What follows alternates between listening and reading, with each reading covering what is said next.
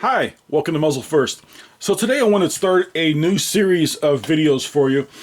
Today I want to talk about how to build an ammo cache. So I want to go over some of the principles that I use with saving ammo. Essentially that's what we're talking about here. We're talking about saving ammo.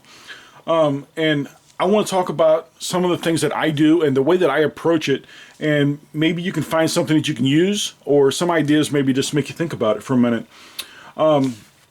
So I divide my ammo cache into two piles, alright, so two buckets.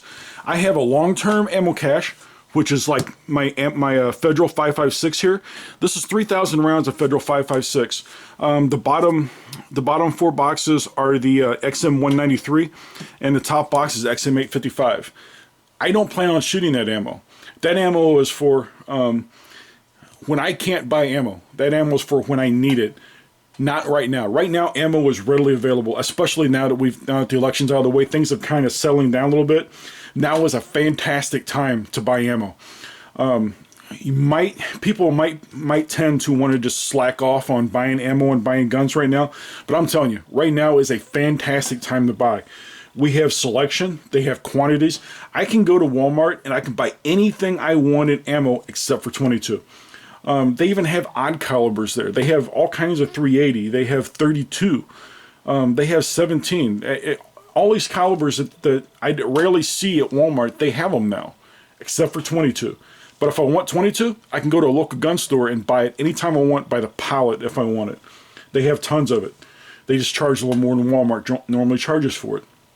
So this is a good time to buy. Don't slack off right now because we have a president who might be a little more pro-gun than what we had for the last 8 years. Full steam ahead. You need to build your ammo cache and build it now.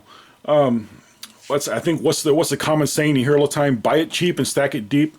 I don't think ammo is going to get any cheaper than it is right now. Don't wait for it to go on sale. Don't wait for a clearance. Don't wait for it to drop. Buy it. All right. So let's talk about some of these principles that I use. So like I said, two buckets, short-term storage, long-term, all right? So my long-term I'm not going to touch. That's my stuff that I have aside. I have no intentions of shooting it. That's if I can't buy ammo, I'll dip into it.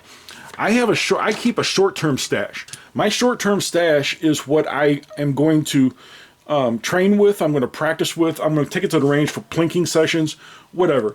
Ammo that I plan on shooting sometime in the near future. I might have ammo that I'm going to shoot 6 months from now, but I have ammo that I'm going to shoot sometime in the near future.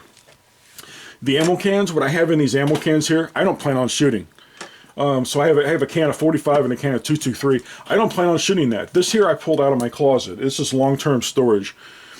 Just like these boxes over here, those are long-term storage. I have no intention on shooting that ammo. Everything that I want to shoot, I keep in short-term storage, all right? So a bucket for your short-term stockpile, your short-term cache, however you want to look at it. My two main calibers are 9mm and 45.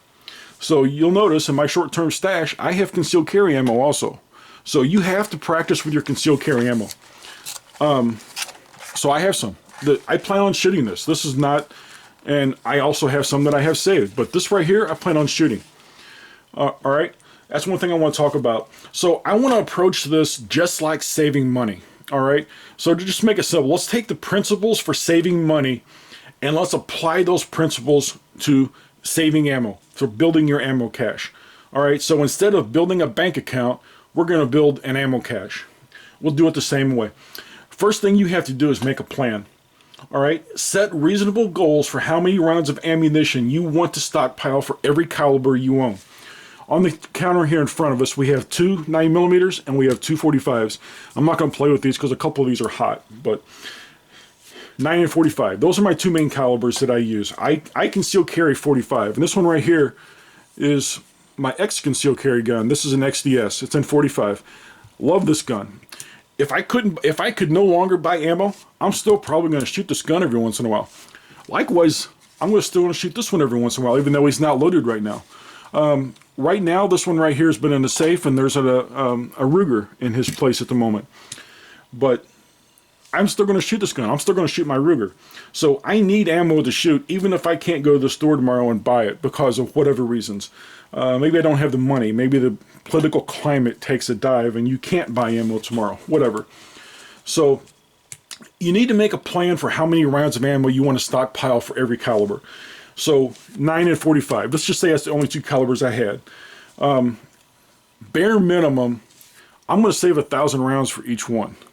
Now that's a place to start. That is not my goal, all right? My goal is about 10 times that.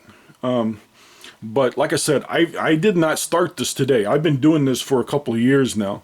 So I'm a little bit ahead of you if you've not started. But if you've not started, start now. Excellent time to start. There's so much ammo available right now. Give you an example. This 223, $6.44 a box at Walmart. Fantastic ammo, shoots great. If I'm going to train, if I'm going to train with my AR, that's what I buy. My 45, I'm going to shoot 45 regardless. I train with it. I carry it. I have to shoot it. I have to train with it. I have to keep current with my skills for shooting. All right. I have to improve my skills for shooting. I have to have 45 to shoot. So if I couldn't go to the store tomorrow and buy 45, but I needed to go to the range or I wanted to go to the range, I have ammo to shoot. I don't have to worry about, you know, because my plan includes a short-term stash that I can just dip into when I need it. Something else I want to say here. So if you say that if you determine that you want 1,000 rounds minimum for each caliber, like I said, that is a place to start. That should not be your end goal. That might be your low water mark, period. Absolute minimum you've got to have. Some people even approach it that they want that minimum for every gun in that caliber. So on the counter here in front of us, I have two 9mm and I have two 45s.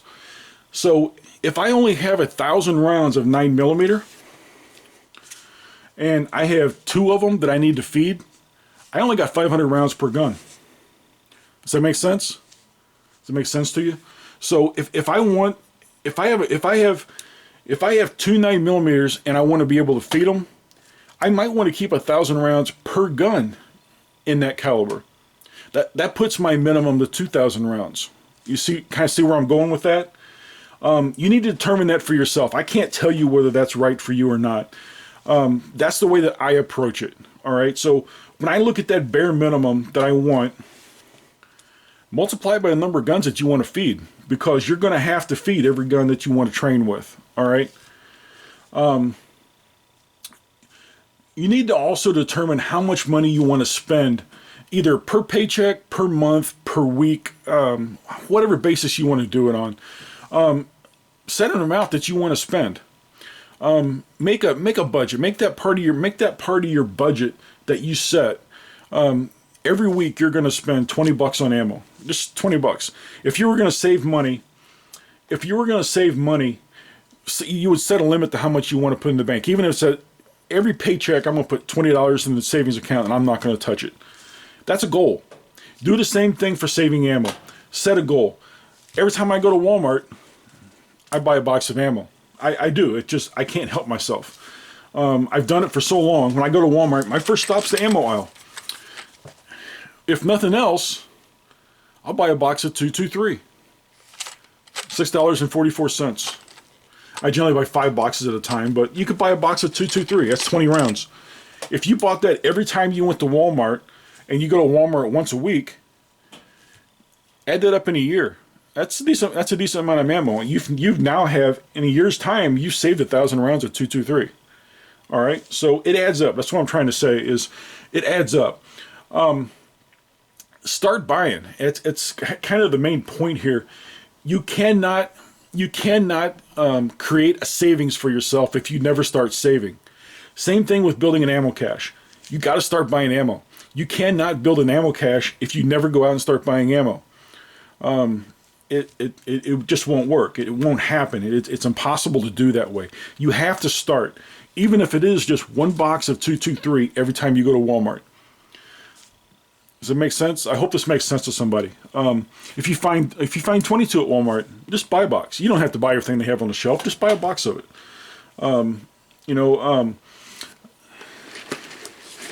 This right here, by buying a 100-round box of this, I actually save about 50 cents off of buying two 50-round boxes of 9mm of the same ammo. So it makes sense for me to buy them 100-round boxes if they have it, because I generally buy 100 rounds at a time anyway. Same thing with 223. I tend to buy my ammos in 100-round boxes, or two 50-round boxes. All right. So determine how much you want to spend, and then just start buying ammo. Like I said, even if it's a single box. But you need to buy regularly. So, like I said, every week, every 2 weeks when you get paid, every month, whatever schedule that you're on. Me, I'm generally at Walmart every week. Generally, I need something, my kids need something, whatever. So I'm generally at Walmart every week buying something. And plus, I generally go to the range on the weekends. So a lot of times, I'll do my Walmart trips on Thursday or Friday because I know on the weekend, I'm going to need a box of 9mm and a box of 45, so I'll buy it while I'm there. That way, I don't have to dip into my short-term stash either. I have the ammo. I just bought it to use. So buy regularly. Set your budget. Buy regularly. And start buying now. And another thing I'm going to add to that is don't go over your budget. So if you can only afford $20 a week to buy ammo, just spend 20 bucks. Buy 3 boxes of 223, you know, if you go there. Buy a single box of 9mm, a box of 45 or something. If 20 bucks is your limit, don't go over it. Stay there, all right? You cannot cut into the money that you need for something else to build an ammo cache. The same thing with saving money. You can't build a savings account by not paying your electric bill. Eventually, you're going to have to pay that electric bill with all the late fees and everything else, so you may as well just pay it. All right? Same principle with saving ammo. Don't not pay the mortgage just to buy ammo. That would just be stupid. Next principle I want to talk about is shop smart. So, one thing that happened to me was I went to Walmart one day, and they actually had six boxes of federal ammunition of this 193 on clearance, 150-round boxes for $25 a box. I bought all 6. I'll never buy it again that cheap, ever. I'll never find it that cheap again. Look for sales. Walmart does clearance ammo. So does my local gun shops. My local gun stores put it on sale frequently. Pretty much every time I'm in one of my gun stores, they have something on sale. They make money doing that way. They get you to come in a store if they advertise a sale. Maybe you buy something else. Maybe you buy a gun to go with that 9mm ammo that you just bought. All right, so shop smart. If you find it on sale, buy it. Maybe it's not even the brand that you buy, but it's on sale and it's cheaper than the brand you buy. Pick it up. If it's good ammo, buy it. Another thing I want to talk about is this box of 45, and this is a 50-round box of Federal, aluminum case 45. This box of 45 is about $2.50, somewhere in there. Cheaper than buying brass cased ammo. I mean, that's shopping smart. This is not ammo that I'm going to rely on to saving my life. I guess it would do the job if I needed it to, but this is range ammo. This is ammo that I'm going to go to the range and shoot. Aluminum also makes it to where kind of nice. I don't have to worry about policing my brass so much. Drives me nuts to leave brass on the ground. So I generally spend a half an hour just, bent over, crawling around on my knees, picking up brass, and it, with aluminum, I don't worry about it so much. It doesn't drive me that nuts. Shop smart. This right here, this is a perfect example of what I'm talking about. This here is 50-round boxes of Spear Gold Dot. All right, 230 grain. This is what I carry in my gun, my concealed carry gun. You see there in the very top of the box, it's marked Spear LE. I cannot buy this local.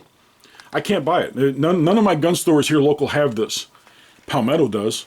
And this box of 50 rounds that's marked Spear LE, law enforcement, is the same price as buying 20-round boxes of stuff at the local gun stores. It's the same price. I get 50 rounds of ammo, of the same ammo, for the price of buying 20.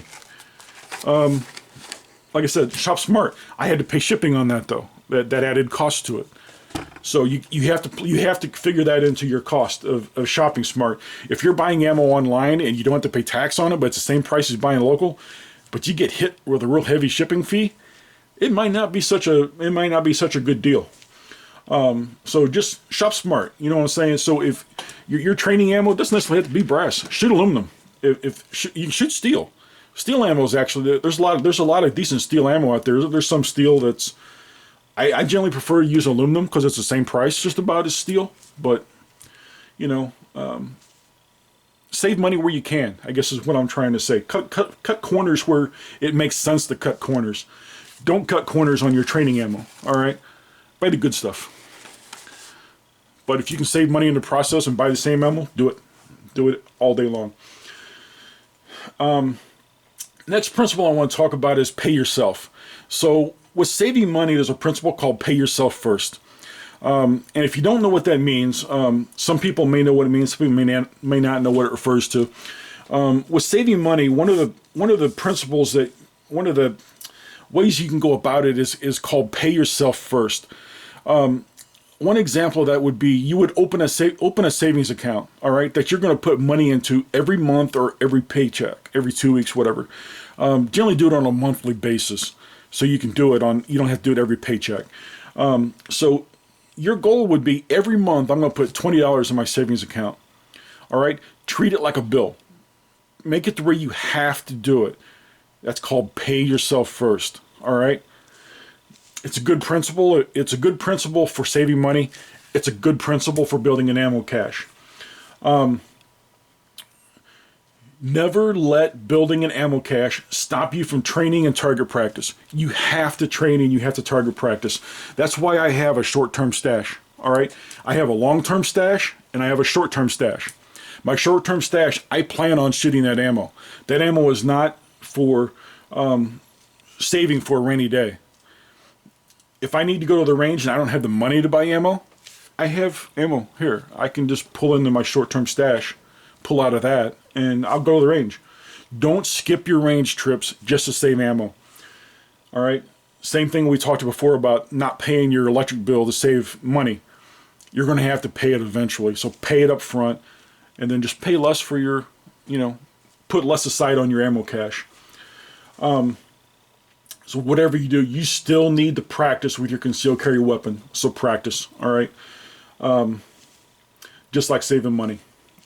The last thing I want to mention here is kind of on the same thing of pay yourself, is always, absolutely, without doubt, always buy ammo for training and target practice. Do not use your long-term stash.